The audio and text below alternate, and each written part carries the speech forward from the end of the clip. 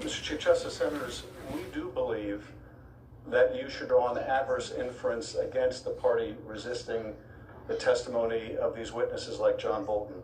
Courts have long recognized that when a party has relevant evidence within his control which he fails to produce, that failure gives rise to an inference that that evidence is unfavorable to him.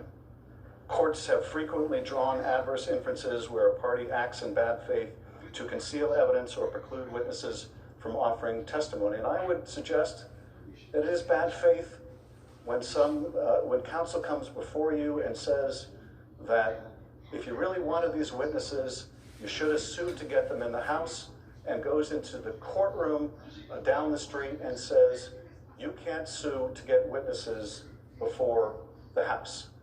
But that's what's happened here.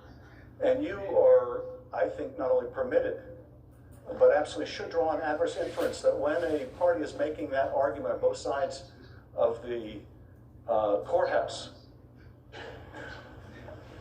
that the evidence those witnesses would provide runs against them. Now, the administration hasn't produced a single document, not one single document. It's extraordinary. They can argue executive privilege and absolute immunity. Most of that has nothing to do with the overwhelming majority of these documents, not a whit. There's no absolute immunity from providing documents. The vast, vast majority don't have anything to do with privilege, and if they did, they would be redactions, very specific redactions. None of that happened.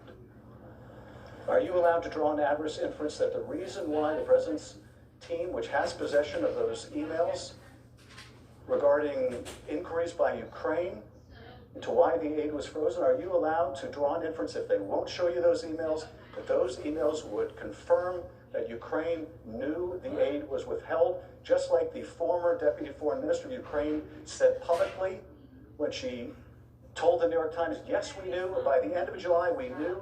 This is the Deputy Foreign Minister at the time. We knew the aid was frozen, but I was instructed by Andrei Yermak not to mention it.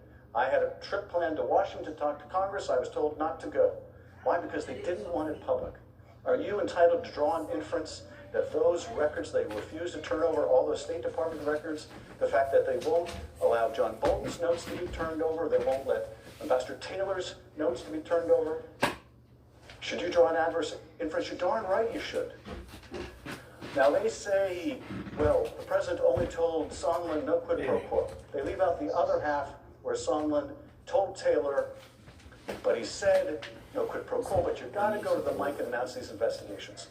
Well, Ambassador Taylor wrote down the notes of that conversation. That took place right after that call with the president. Are you allowed to draw an adverse inference from the fact they don't want you to see Ambassador Taylor's notes, from the fact they don't want you to see Ambassador Taylor's cable? You're darn right you should draw an adverse inference.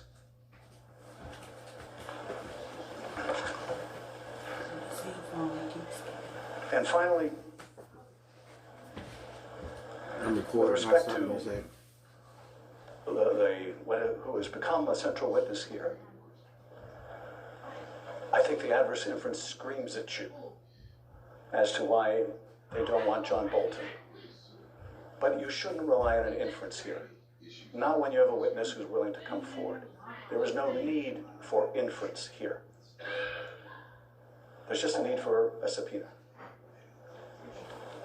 Thank you, Mr. Manager.